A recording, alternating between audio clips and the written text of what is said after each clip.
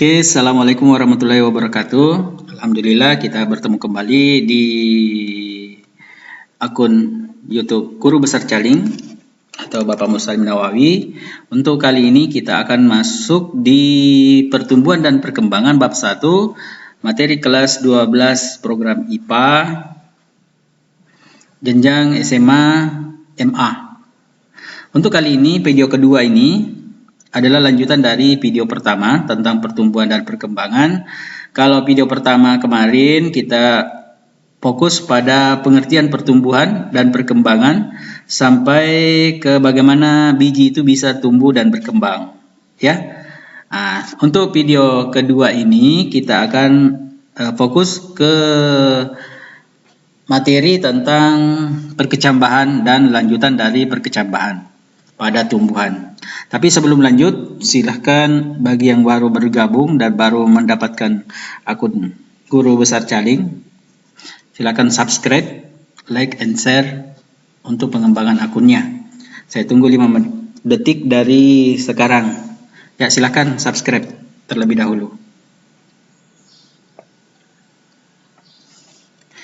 Oke, kita lanjutkan materinya.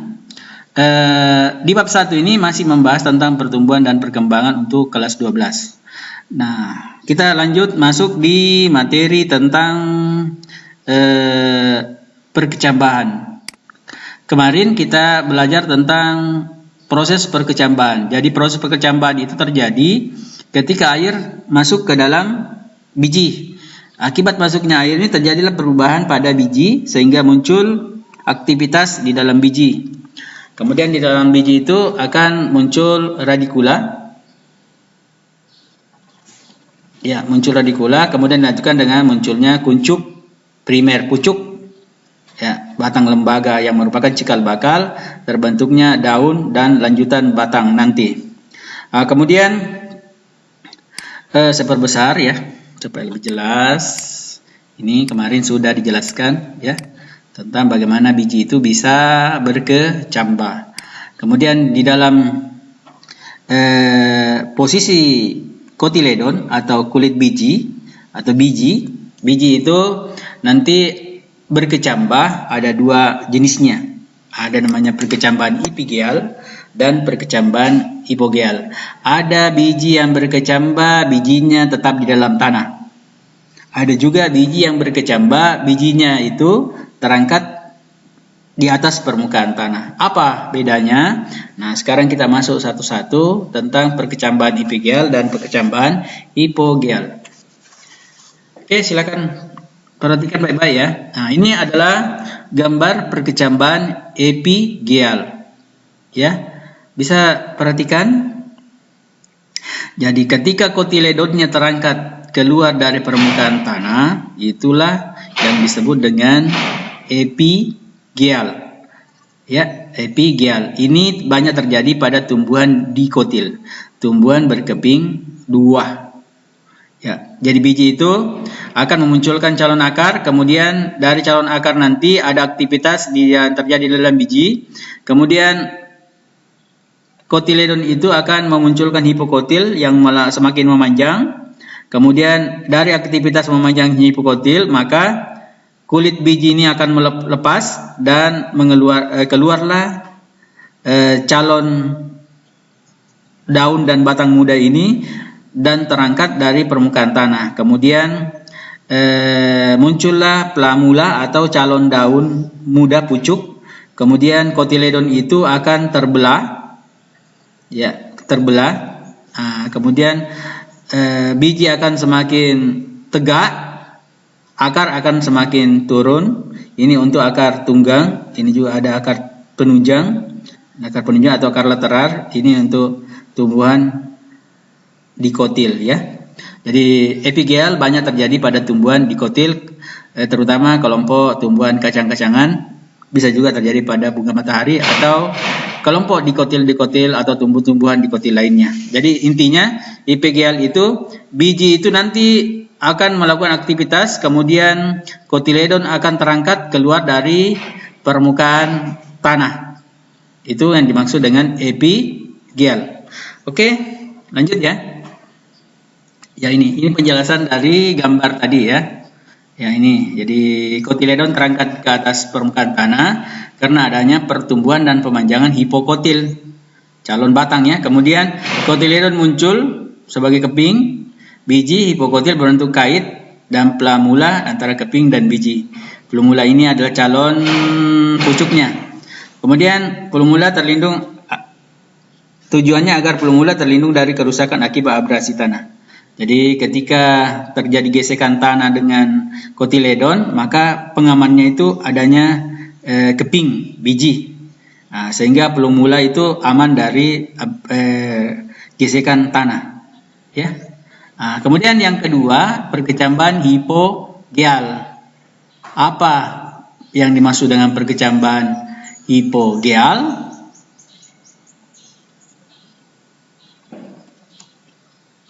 Ya, perkecambahan hipogeal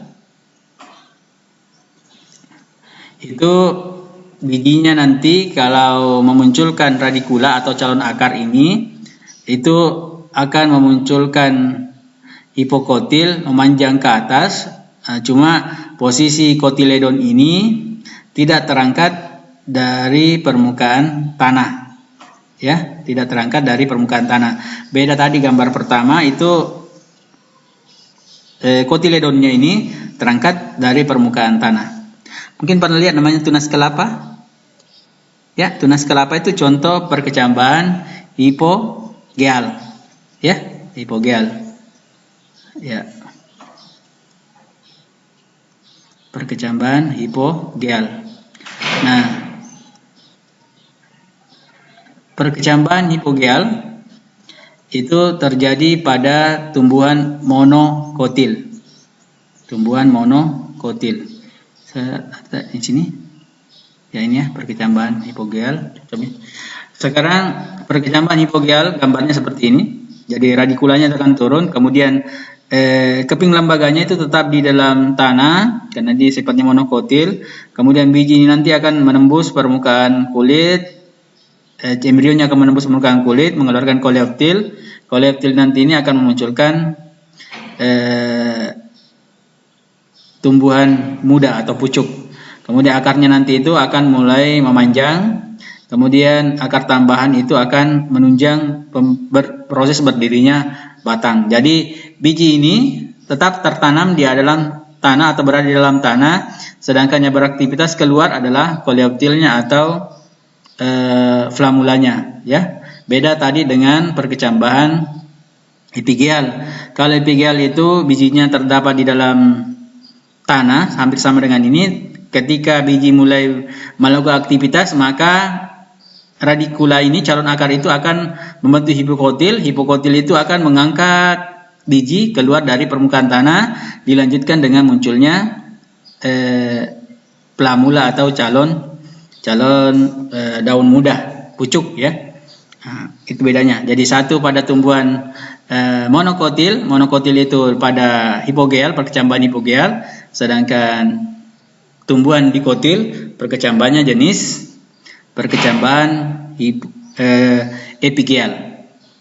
Jadi perkecambahan dikotil perkecambahan epigeal, sedangkan perkecambahan monokotil umumnya hipogeal. Ya. Selanjutnya penjelasannya ini ya. Jadi ini penjelasan lanjutan dari perkecambahan hipogeal ya. Jadi silakan baca saja. Kotiledon terdapat berada dalam tanah, plamula yang terangkat ke atas, dan pertumbuhan memanjang dan epikotil. Kemudian hipokotilnya sangat sedikit dan tidak memanjang, sehingga kotiledonnya tetap berada dalam tanah, testanya dan tunas muda atau akar akan muncul dalam biji. Tunas akan ke atas, akar akan turun ke bawah, memperkuat berdirinya tunas. Ya, mungkin bisa bedakan tumbuhan monokotil dan dikotil, ya seperti kelapa, bambu, tebu, itu adalah tumbuhan rumput-rumputan, tumbuhan di monokotil. Sedangkan tumbuhan dikotil ya seperti kacang-kacangan ya, tomat, cabai itu adalah tumbuhan dikotil. Kemudian lanjutan dari proses perkecambahan adalah pertumbuhan primer. Pertumbuhan primer ini adalah pertumbuhan awal. Pertumbuhan awal ini menyebabkan tumbuhan menyebabkan tinggi tumbuhan bertambah dan panjang tumbuhan juga ikut bertambah. Ya. Jadi awal dari pertumbuhan primer adalah lanjutan dari perkecambahan. Jadi setelah berkecambah maka dilanjutkan dengan pertumbuhan primer. Pertumbuhan primer diawali oleh pembelahan sel-sel meristem. Jadi sel-sel meristem ini adalah sel-sel tumbuhan yang aktif membelah. Mungkin masih ingat pelajaran kelas 2 jaringan meristem. Jaringan meristem itu adalah jaringan yang selalu aktif membelah, yang menyebabkan tumbuhan tambah tinggi, tambah lebar, dan tambah besar ya. Nah, itu.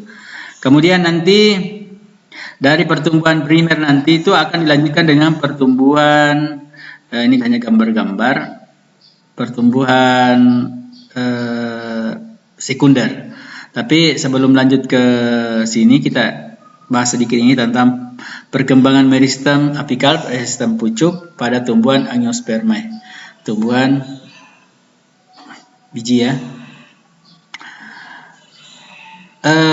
Ada teori namanya teori histogen dan teori Tunica corpus tentang perkembangan meristem apikal. Apa bedanya? Kita lihat satu-satu.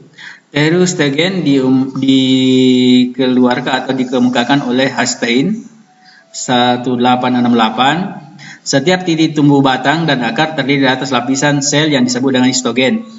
Histogen ini ada namanya phlerom, ada juga namanya dermatogen dan peribelum. Ya, jadi fungsinya berbeda-beda.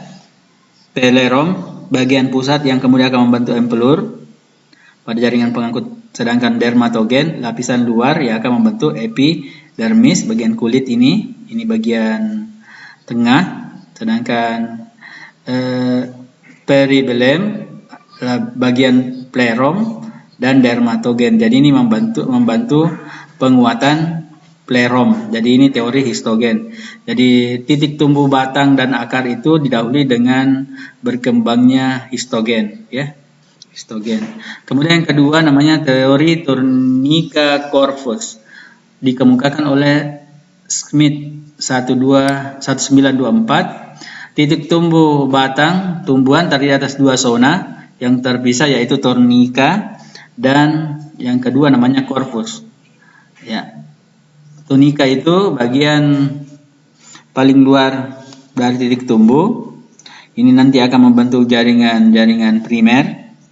Kemudian corpus itu yang akan menjadi pusat titik tumbuh. Jadi ada bagian tunica nanti melindungi corpus. Jadi ini identik dengan terbentuknya lapisan-lapisan pelindung. Kemudian ini corpus adalah lapisan yang sel-selnya selalu mengalami peristiwa meristematis atau selalu mengalami peristiwa pembelahan, dan pembelahannya ini bisa dilakukan dalam ke segala arah, ya itu.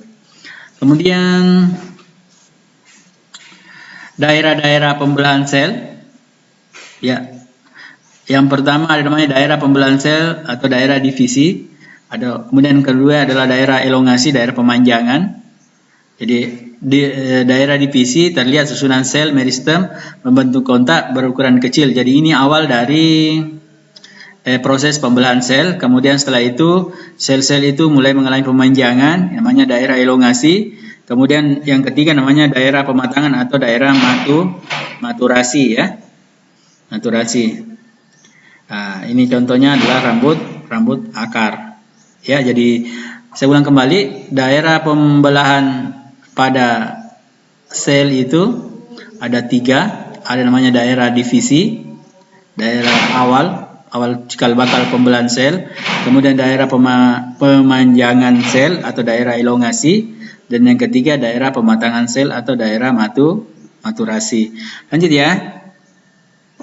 Nah, kemudian yang ketiga jadi perkecambahan, yang kedua pertumbuhan primer, yang ketiga pertumbuhan sekunder. Pertumbuhan sekunder adalah pertumbuhan yang merupakan lanjutan dari pertumbuhan primer, ya. Nah, ini yang menyebabkan tumbuhan menjadi berkayu. Ya, tumbuhan berkayu itu atau batang itu akan jelas nanti kita ketahui berapa tahun batang itu dari lingkaran tahunan ya, atau tumbuhan perennial atau tahunan berkayu ini. Jadi kita bisa lihat kalau kita tebang pohon menggunakan mesin pemotong, mesin senso ya, itu tumbuhan itu ada beberapa lingkaran-lingkaran tahunan. Jadi lingkaran tahunan ini menunjukkan bahwa di dalam batang itu terjadi peristiwa pertumbuhan sekunder. Jadi yang dekat dari lingkaran tengah berarti itu adalah lingkaran pertumbuhan primer batang. Nah, sedangkan yang sangat jauh dari lingkaran tengah, bagian kambiumnya, itu adalah pertumbuhan sekunder ya. Ini. Jadi kemudian pertumbuhan sekunder melibatkan kambium, jaringan tengah dari tumbuhan ya, namanya kambium. Jaringan kambium ini bersifat meristematik sehingga sel-selnya memiliki kemampuan tetap aktif membelah sehingga batang itu semakin hari semakin besar. Jadi ada aktivitas jaringan meristem di dalam batang ya. Ini penjelasan lanjutannya. Sel-sel kambium vaskular terdapat antara xilem dan phloem. Sel kambium vaskular melakukan pembelahan ke arah membentuk jaringan xilem sekunder. Intinya adalah di batang itu ada aktivitas perkembangan pertumbuhan primer dan pertumbuhan sekunder. Saya ulang kembali, di batang itu ada aktivitas pertumbuhan primer dan aktivitas pertumbuhan sekunder, di mana aktivitas ini karena aktifnya jaringan-jaringan yang terdapat pada batang melakukan proses pembelahan ya. Seperti yang aktif itu adalah jaringan kambium ya, kemudian ada juga jaringan xilem dan phloem ya itu. Kemudian lanjut lagi, ini gambarnya, gambar perkembangan tumbuhan ya. Nah ini pertumbuhan tanaman tumbuhan dikotil ya. Oke, jadi bisa lihat bahwa tumbuhan itu tidak langsung batangnya kuat, tapi lewat proses yang sangat bertahap sehingga tumbuhan nanti itu akan semakin hari. Perhatikan gambar yang warna oranye dengan warna biru itu pada saat muda masih berpisah, kemudian mulai proses pembelahan sel, kemudian dia akan membentuk seperti cakram, kemudian dia akan semakin rapat susunannya. Nah, inilah garis-garis ini yang melingkari pada batang itu yang disebut dengan lingkaran tahunan. Jadi umur tumbuhan itu bisa diketahui dari jumlah lingkaran tahunan ini seperti ini, 1, 2, 3, 4. Berarti ini batang ini sudah 1, 2, 3, 4, 5 tahun ya. Sudah ada 5 tahun. Nah, itu berarti pertumbuhan primer itu penting sebagai lanjutan dari perkecambahan.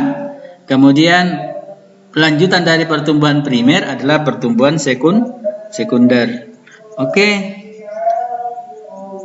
Ya, ini hanya penjelasan lanjutannya bahwa pembelahan tumbuhan itu tetap terjadi setiap saat sehingga tumbuhan itu tetap utuh, batangnya, daunnya tetap utuh. Kemudian ending dari pertumbuhan itu adalah pengelupasan kulit-kulit pada batang dan tuahnya atau keringnya, menguningnya daun pada tumbuhan. Ya, itu bukti bahwa pembelahan sel itu terhenti sampai di situ karena mengalami kematian atau kelayuan ya. Nah, musim hujan, pada musim hujan kecepatan pembelahan lebih tinggi sehingga pertambahan diameter batang akan lebih besar. Apa benar atau tidak? Nah, silahkan mengamati sendiri. Pada saat musim hujan, apakah tumbuhan itu akan tumbuh besar batangnya atau tidak? Pernah lihat batang pisang? Batang pisang ketika musim kemarau itu pertambahan batangnya seperti apa? Ketika musim hujan, batangnya seperti apakah? Yang mana besar pada saat musim kemarau atau musim hujan? Oke? Lanjut. Ya, ini yang jelas tadi ya, lingkaran tahunan. Bagaimana menentukan umur tumbuhan dari lingkaran tahunan ini. Ini harus ditebang, harus dipotong untuk mengetahui ini ya. Nah, berarti harus membunuh tumbuhannya. Ya ini, jadi nanti ada waktu kita lanjutkan ini tentang bagaimana menggunakan lingkaran tahunan ini untuk menentukan umur tanaman pada umur tumbuhan, terutama batangnya ya. Ini intinya itu, ini penjelasan terakhir. Kita dapat menentukan umur satu pohon dengan melibatkan jumlah lingkaran tahunan. Ya, kemudian nanti dari pertumbuhan sekunder itu akan masuk ke daerah perkembangan. Perkembangan itu didahului dari proses pembungaan, ya. Proses pembungaan, ada bunga jantan disebut dengan serbuk sari, ada bunga betina biasa disebut dengan istilah putik, ya, putik. Nah, jadi ada juga tumbuhan yang tidak berbunga, ada juga, ya, tapi umumnya tumbuhan ketika tumbuh dia akan melanjutkan keturunan dengan cara melakukan teknik pembungaan, ya. Nah ini, kemudian ini proses bagaimana bunga bisa muncul dari proses pembungaan nanti itu. Dari ini proses bunga bisa muncul, kemudian mulai diinisiasi proses perlengkapan alat-alat bunga, kemudian kuncup mulai mekar, antheis namanya, kemudian bunga mekar, masih antheis, kemudian setelah bunga mekar terjadilah peristiwa penyerbukan, fertilisasi, sel kelamin jantan serbuk sari dan sel kelamin betina menyatu, kemudian diakhiri dengan peristiwa pembuahan, ya, pembuahan yang nanti akan menghasilkan bakal buah dan bakal biji. Nah, sehingga kita bisa mengkonsumsi buah dan bijinya biasa dilanjutkan untuk ditanam, ya. Ya ini. Kemudian setelah terjadi pembuahan maka dilanjutkan dari proses pematangan sampai menjadi masak buah dan biji, ya. Itu. Saya rasa ini pengetahuan umum saja bahwa bunga itu ketika dia mulai mekar, di dalam bunga itu terdapat alat kelamin jantan betina, kemudian dari bunga jantan bunga betina itu akan terjadi penyerbukan yang menghasilkan pembuahan. Dari pembuahan nanti itu biji buah kecil itu akan tumbuh menjadi dewasa hingga proses terjadi pemasakan buah dan biji. Oke. Nah, jadi demikian materinya. Kesimpulannya adalah perkecambahan adalah awal dari berkembangnya atau bertumbuhnya biji. Perkecambahan adalah proses awal dari kehidupan tumbuhan. Perkecambahan itu ada dua, ada namanya perkecambahan epigeal, ada perkecambahan hipogeal. Ada perkecambahan yang bijinya atau kotiledonnya tertanam di dalam tanah, ada juga yang kotiledonnya terangkat di atas tanah. Epigeal terangkat di atas tanah, hipogeal tertanam di dalam tanah. Kemudian dari perkecambahan nanti akan dilanjutkan dengan pertumbuhan perimer untuk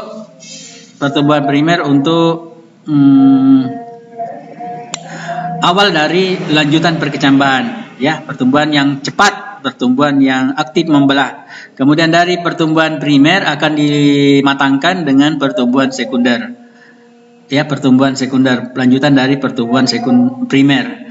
Kemudian lanjutan dari itu, setelah pertumbuhan sekunder terjadi, maka akan dilanjutkan dengan pendewasaan tumbuhan dengan munculnya bunga.